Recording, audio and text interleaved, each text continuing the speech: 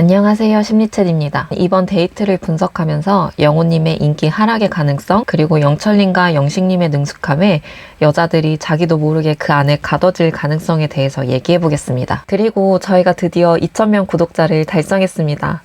저희의 모든 구독자분들께 진심으로 감사드립니다. 더욱더 사람의 본질을 알아가고 더 건강한 관계를 만들 수 있는데 도움이 되는 리뷰가 되도록 노력하겠습니다. 먼저 영호님의 2대1 데이트입니다. 영호님의 인기 내리막은 어쩌면 멀지 않은 미래 같아 보이기도 해 보였습니다. 영호님이 데이트를 전혀 주도하지 못했어요. 주도를 능숙하게 하지 못한 것까지는 초반 호감으로 어느 정도 커버를 칠 수 있다고 생각하는데, 영호님이 너무 생각이 많은 데다가 그 생각이 주로 부정적인 생각들이다 보니 상황을 너무 어렵게 받아들여서 스스로가 상황을 더 꼬아가는 모습이 있었습니다. 경험이 없고 부정적인 사람이다 보니 걱정이나 긴장감이 너무 커서 매력 어필도 잘 안 됐고, 영호님이 큰 틀에서는 중요하지 않은 너무 사소한 부분까지 깊게 생각하느라 혼자만의 늪에 빠져들 가능성이 커 보였습니다. 영호님의 이런 모습이 특히 드러난 부분이, 선택할 때 옥수님이 처음 나올 때는 웃었잖아요. 일단 한 명이 나왔다는 마음, 그리고 그게 옥수님이어서 난감함이 느껴지는 웃음이었는데요. 그러다가 나중에 오히려 현숙님이 나왔을 때 인상을 썼어요. 저는 그 모습을 보면서 영호님이 인상을 쓰길래 현숙님이 나왔구나 싶더라고요. 왜냐하면 영호님이 생각하기에 자신한테 일어날 수 없는 일이거든요. 게다가 다대일 상황이잖아요. 그러다 보니까 영호님 성격상 자신이 잘하고 싶은 상황을 마주할수록 부정회로에 대한 버튼이 눌렸을 가능성이 크다고 생각했기 때문입니다. 그리고 또 한 가지 장면은 영호님이 옥수님을 먼저 거절하고 현숙님과 나중에 대화해야 한다는 말도 같은 맥락이에요. 옥수님에게 먼저 거절을 하고 현숙님과 기분 좋게 대화를 해야 그 기분이 오래 간다는 심리 실험의 법칙에 꽂혀 있으셨잖아요. 물론 먼저 옥수님이랑 정리가 잘 되고 현숙님과 대화를 하면 순서상 더 깔끔하기도 하고 마음이 한결 편안한 건 맞습니다. 하지만 영호님은 꼭 이렇게 해야 된다는 지나친 몰입이 있었어요. 사람 관계는 그런 학술적인 거나 이론에 의해서 모두 적용되는 게 아니거든요. 이런 부분에서 연애를 글로 배웠다는 것과 마찬가지로 보이는 모습이어서 좀 안타까웠습니다. 심지어 옥수님은 이미 영호님과 자신이 결이 맞지 않고 자신에게 관심이 없다는 눈치를 챈 상황이었잖아요. 옥수님은 재미를 중시하고 빨리빨리 진행되거나 조금 더 액티브함이 필요한 사람으로 보였는데, 영호님의 수동적이고 어리숙한 모습에 옥수님 역시 이미 마음이 식은 상황이에요. 옥수님과 영호님은 한두 마디 정리하고 각자 갈 길 가면 되는 상황인 겁니다.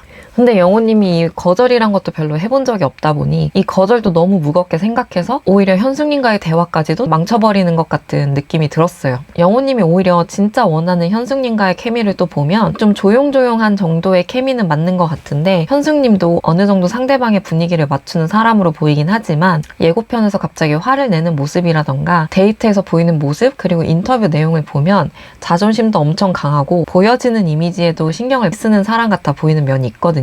현숙님이 인터뷰에서 자신이 영호님 같은 사람을 잘 안다면서 그런 사람들은 좀 기다려줘야 된다고 하셨어요. 하지만 결국 예고편을 보면 영호님의 말뜻을 오해했고 현숙님 입장에서는 기분이 나빠지니까 화가 나버리는 결론의 대화가 되었죠. 현숙님이 차분한 성향의 사람이지만 영호님과 대화할 때 보였던 무슨 말인지 알았다 라던가 인터뷰할 때 보면 상당히 화가 많이 난 상황입니다. 영호님도 물론 말을 좀 이상하게 표현을 하시기는 하는 것 같아요. 그리고 현숙님도 그렇게 눈치가 없는 건 아니지만 상대방이 하고자 하는 말을 자기가 이해한 게 맞는지 다시 물어보지는 않고 그냥 자기가 마음대로 받아들이는 경향도 있어 보이더라고요. 이런 두 분의 성향이 그 예고편에 대화가 어긋나는 모습으로 나타나는 것 같습니다. 그리고 영호님이 자기소개에서 연애 경험이 적다고 이야기를 하긴 했지만 여자 출연자분들이 영호님의 첫 번째 선물을 보고 이 사람 다정하고 센스 있게 챙겨주는구나 하고 호감을 느꼈을 가능성이 큰데, 정작 이 사람과 가까이서 만나보니 센스 있는 사람이라고 하기에는 너무 서투르고 오히려 내가 챙겨줘야 하는 면이 많은 사람이란 걸 알았을 때는 그 기존의 기대감이 있었기 때문에 더 실망할 수도 있다고 보여져요. 그렇다면 자신만만했던 영식님과 영철님의 데이트를 볼게요.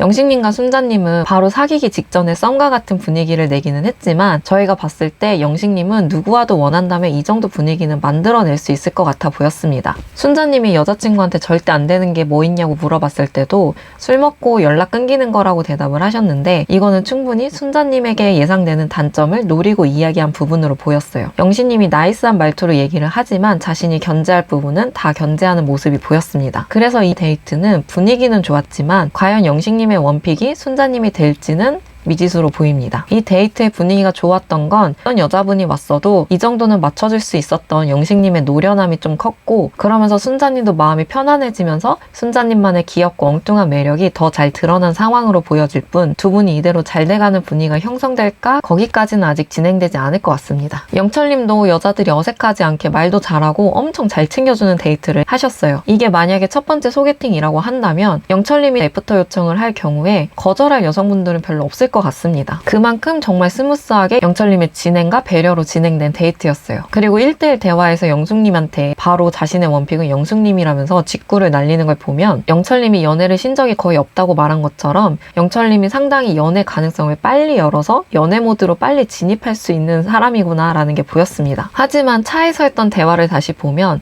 전 여자친구가 돈을 하나도 안 썼다는 말을 하면서 결국 그 전 여자친구 너무 예뻐서 만났다 라고 하셨잖아요.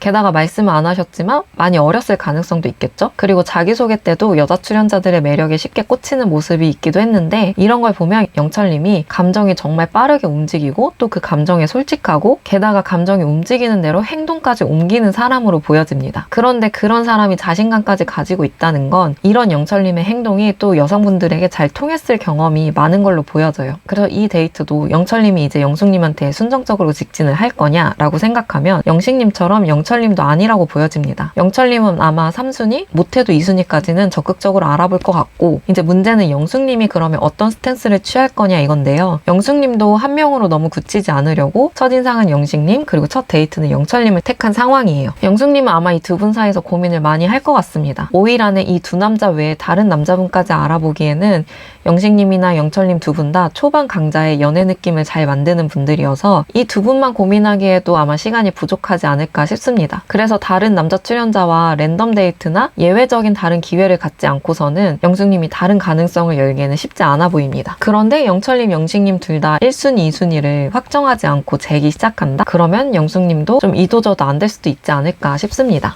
영식님, 영철님이 좋고 나쁨을 떠나서 이성을 대할 때 워낙 초반 강자의 모습이 있어서 솔로나라에서는 아무래도 무척 유리할 거로 보여요. 현숙님이 남자들한테 초반 인기가 많은 것처럼 말이에요. 이번 회차에서 오히려 영자님이 영철님한테 하는 질문들을 보면 영자님이 연애 경험이 꽤 있다는 게 느껴지고, 남자가 연애할 때 어떤 면을 봐야 되는지를 인지하고 있다는 생각이 들었어요. 그래서 영철님이 어떤 남자인지 알 수 있는 질문을 잘 한다고 느꼈거든요. 돈 안 쓰는 여자친구의 매력 포인트가 뭐였냐고 물어보고 몇 살 때 만났는지까지 물어보죠. 이거는 영철님이 어디에 가치관을 두는 사람인지, 그게 현재 영철님인 건지 아니면 정말 어렸을 때 하나의 에피소드인지를 알아내는 질문이었어요. 이런 식으로 영자님이 이 남자가 어떤 남자인지를 대화 속에서 잘 파악을 하시더라고요. 그래서 영자님이라면 영철님이나 영식님의 모습을 보고도 자기의 기준을 가지고 호불호를 가리면서 배제할 수 있을 것 같기는 한데, 아쉬운 건 그렇다고 해서 광수님이나 상철님에게까지 이성적인 매력을 느낄 수 있을까 하는 부분입니다. 물론 영철님, 영식님도 영자님에게까지는 크게 관심을 갖지 않을 것 같고요. 결국 결론은 영호님은 이번 솔로나라 기간을 통해서 관계나 연애에 대해서는 새롭게 배우는 시작이라고 생각을 하면서 부정적인 마음을 좀 내려놓고, 관계 기술은 변수가 많고 상대가 누구냐, 지금이 어떤 상황이냐에 따라 어떤 법칙은 정말 많이 달라진다는 유연함을 배웠으면 좋겠어요. 그리고 영식님이나 영철님은 정말 마지막 로맨스, 결혼을 원한다면 인기 있는 나 자신에 머무르기보다는 선택과 집중을 한다면 더 좋지 않을까 싶습니다. 연애하고 결혼할 때 상대방을 잘 따져봐야 하는 것도 물론 있지만, 내가 지금 이 사람보다 더 좋은 사람을 만날 수 있을 것 같은데 하는 생각에 자만하고 자기도취에 빠져있는 것도 꼭 경계해야 될 모습이라고 생각합니다. 오늘도 저희 영상 시청해주셔서 감사합니다. 다음 리뷰에서 만나요.